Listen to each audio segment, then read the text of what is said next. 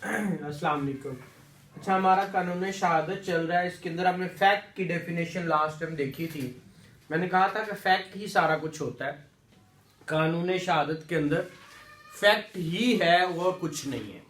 तो फैक्ट हमने दो तरह का पढ़ा था, fact in issue and relevant fact. ठीक है, रेलेवेंट फैक्ट हमने कहा था कि जितनी भी एविडेंस लीड होती है वो किस पे आती है? फैक्ट पे। ठीक है, एविडेंस जितनी भी आती है वो फैक्ट पे आती है और लॉ पे नहीं आती। तो इश्यूज कौन कौन से दो तरह के पढ़े थे हमने? Issue of law. वो कौन से लॉ के तहत थे sir? Order 14 CPC and rule order 14। ठीक है, इसके अंदर हमने कहा था दो तरह के होते हैं। ठीक है, अब हमने एक लास्ट टाइम जो कल देखा था वो फैक्ट इन इश्यू देखा था, जो कि 2-3 में था।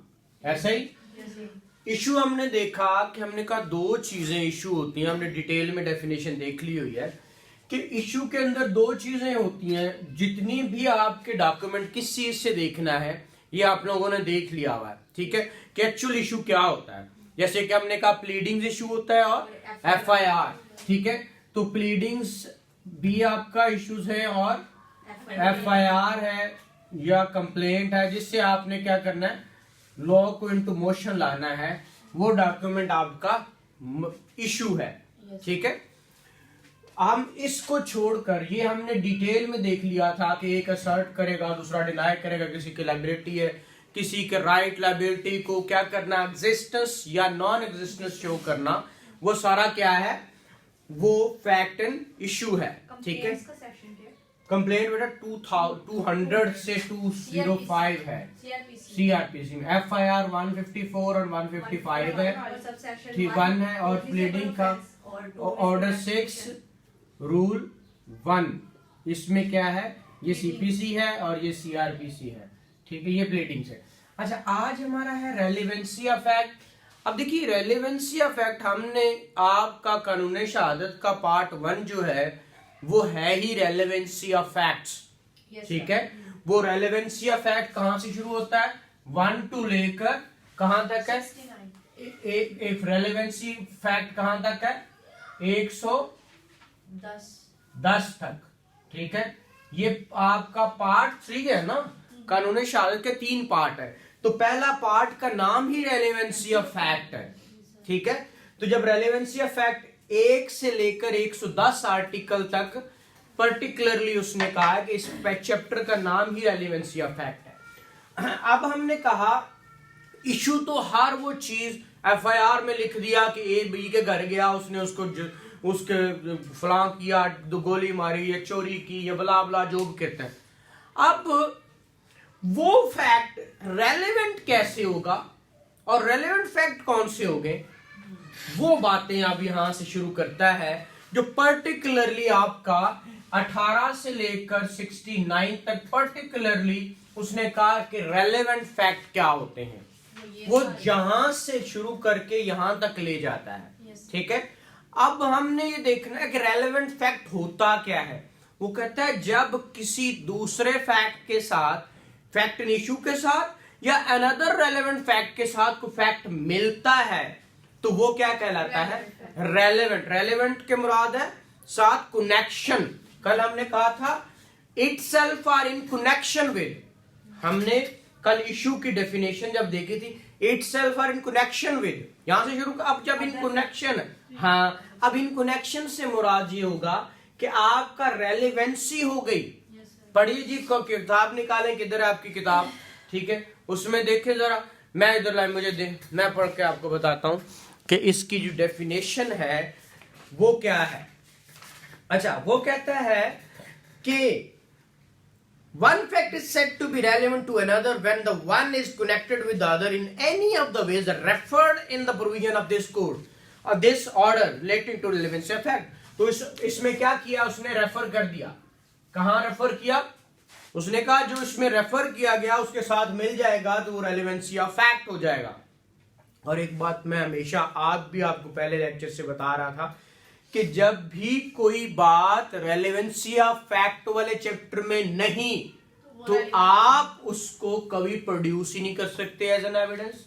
Yes, sir. ठीक है, जैसे आप रोज आप कहते हैं मैंने ओरल एविडेंस देनी है, आप कहते हो मैंने थर्ड पर्सन को पेश करना है, आप कहते हो मैंने जजमेंट पेश करनी है, आप कहते हो कैरेक्टर रेलिवेंट है या नहीं है, आप एडमिशन की बात करते हैं, आप कन्फेशन की बात करते हैं। अब ईटीओ आपकी ऑटोमेटिक ट्रांजैक्शन जितनी होती है, इस वक्त सेफ सिटी प्रोजेक्ट आपका चल रहा है, तो उसके अंदर पूरा शहर जो है वो कैमरास के अंदर है। तो क्या कैमरे की एविडेंस एडमिसिबल है या नहीं है? ठीक है, तो वो एडमिसिबल तो कह रहा है 164 के मॉडर्न डिवाइसेस के जरिए जो भी होगी वो क्या है, एडमिसिबल है, लेकिन वो कह रहा है भाई ऐसे एडमिसिबल नहीं है, रेलेवेंसी है। तो इन्होंने 2002 में एक आया ईटीओ इलेक्ट्रॉनिक ट्रांजैक्शन ऑर्डिनेंस 2002 आया, उसने आके इनको भी क्या कर दिया, अब 46A है 78A है, वो ए करके आपकी डॉक्यूमेंट उससे निकला डॉक्यूमेंट भी कर दिया, और उसने थर्ड पर्सन की जो बनाई हुई चीज है वो भी ले आया। और फैक्ट के अंदर भी हमने जब एक्सप्लेनेशन पढ़ेंगे एक्सप्रेशन एफ के अंदर आके क्या एक्सप्रेशन ऑटोमेटिक जनरेटेड जो है वो एविडेंस क्या होती है वो इसके अंदर आ जाएगी। तो ये रेलेवेंसी ऑफ फैक्ट और फैक्ट एंड इशू था। ठीक है, अब आज इसके साथ हम एक और चीज पढ़ते हैं, उसको हम कहते हैं सबसे पहली डेफिनेशन या बी नंबर पे जो है वो डॉक्यूमेंट। वो क्या है आपकी? सर ये डिफरेंट टॉपिक नहीं हो जाएगा? हाँ, वो तो डिफरेंट जाएगा, अगर इस यहाँ तक समझ करना है तो फैक्ट्स प्रूव्ड नॉट प्रूव्ड। चले इसको हम नेक्स्ट लेवल पे ले जाते हैं, इस फैक्ट को ही। ठीक है, अब देखिए फैक्ट, रेलेवेंट फैक्ट क्या है और इशू तो पता चल गया। अब प्रूव्ड, डिसप्रूव्ड और नॉट प्रूव्ड तीन चीजें हैं। 3 टर्म्स हैं। ठीक है, इनको समझना इंतहाई मुश्किल नहीं है। मुश्किल तो तब है जब आप समझे, कोई भी चीज मुश्किल नहीं है, बहुत आसान है, सिर्फ ट्रिकी सी छोटी छोटी चीजें हैं वो आपने समझनी है। हमने यहाँ पे फैक्ट को पढ़ा कि इशू और रेलेवेंट है, और अब आज पढ़ना है हमने कि प्रूव्ड फैक्ट क्या होता है, डिसप्रूव्ड क्या होता है और नॉट प्रूव्ड क्या होता है।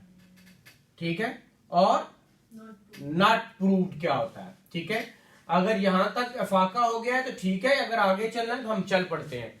आप लोगों से पूछना है कि अगर यहां तक ही पढ़ना है तो ठीक है, नहीं तो हम आगे लेके चल पड़ते हैं। करवा दें। ठीक है, अच्छा हम ये देखते हैं कि फैक्ट 3 तक हमने पढ़ लिया, अब हम पढ़ रहे हैं 4, 5 और 6।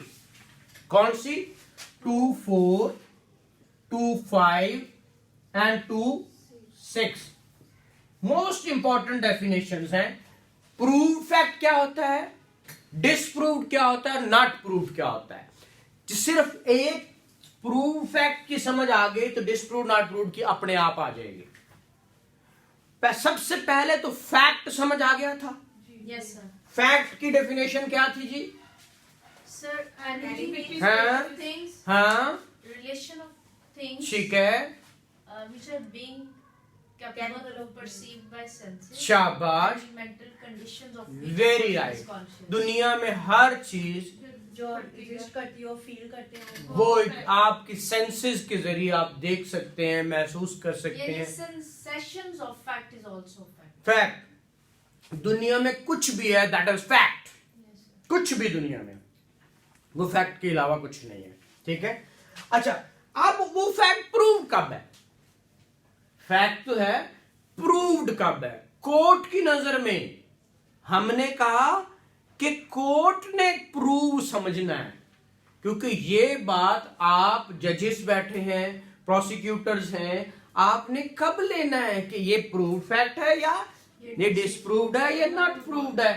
तो प्रूव फैक्ट की डेफिनेशन पढ़ रहा है, क्या कहता है? Fact is said to be prove. उस वक्त हम कहेंगे कि दिस इज प्रूव्ड। प्रूव कब? After considering the matter before it.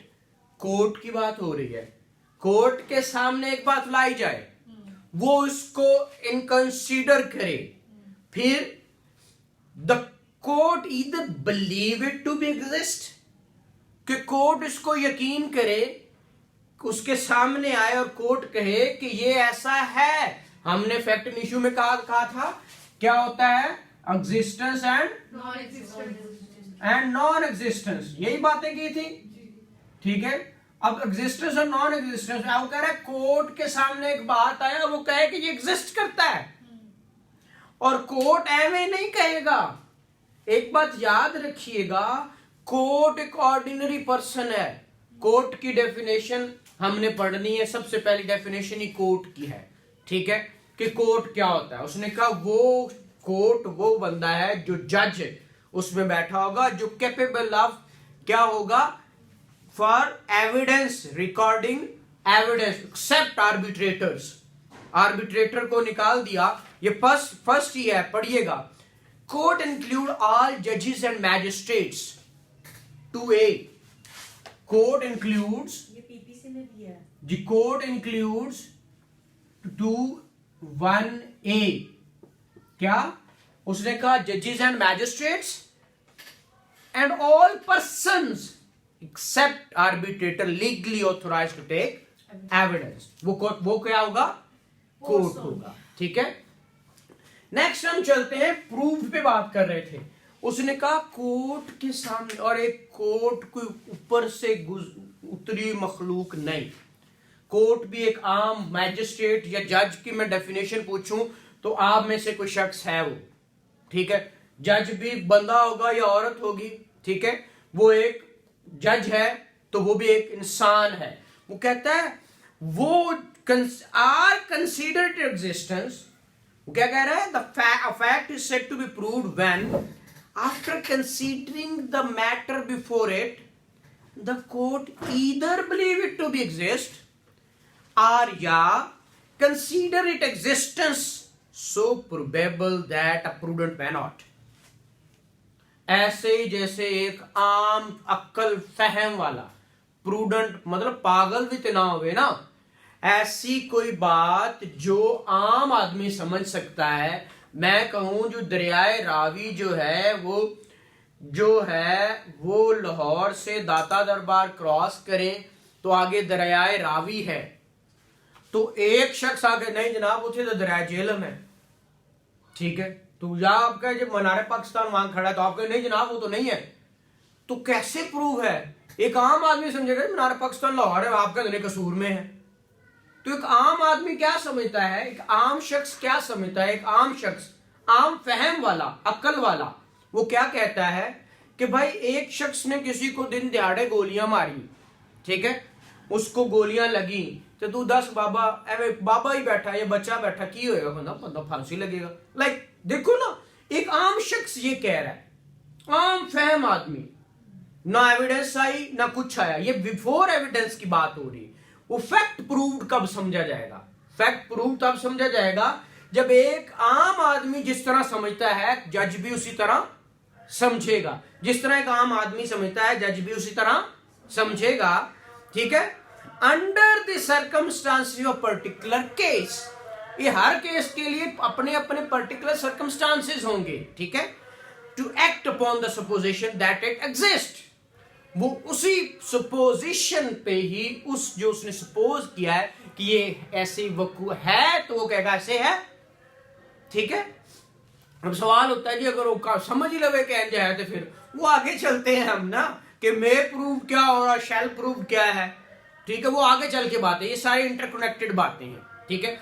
सिर्फ आज ये समझ लें कि प्रूव फैक्ट क्या होता है। उसने कहा जब एक फैक्ट किसी कोर्ट के सामने आए तो कोर्ट उसकी एग्जिस्टेंस को ऐसे ही समझे या वैसे जैसे कि वो एक आम फहम आदमी, ठीक है, प्रोबेबल क्या, अ प्रूडेंट मैन ऑट क्या होता है, चाहिए के लिए हम कहते हैं ना कि जैसे कि एक आम आदमी को अक्ल फहम वाले प्रूडेंट आदमी को समझना चाहिए तो कोर्ट कहेगा कि वो है, कोर्ट कहेगा क्या कि वो है। जैसे एक आम बंदा कह रहा था मैं भी यही कह रहा था कि जनाब ऐसे ही है, ठीक है। जब तक कि अगली बात तो बाद की बात है ना, मे प्रज्यूम और शैल प्रज्यूम आगे जाके प्रज्यूम करेंगे ना, तो हर बंदे का अपना है।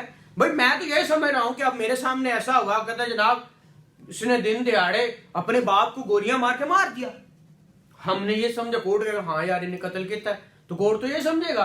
दूसरा बंदा आगे कहीं नहीं जनाब इसने नहीं मारा, तो वो तो साबित करेगा ना। पहली बात तो फैक्ट प्रूव्ड है, ठीक है। डिस्प्रूव करना हर बंदे का हक है, तू अगली बात हम बाद में कहेंगे, ठीक है। अब नेक्स्ट इंशाल्लाह कल हम प्रूव डिस्प्रूव नॉट प्रूव हम ये दोनों पढ़ेंगे, ठीक है। Thank you very much.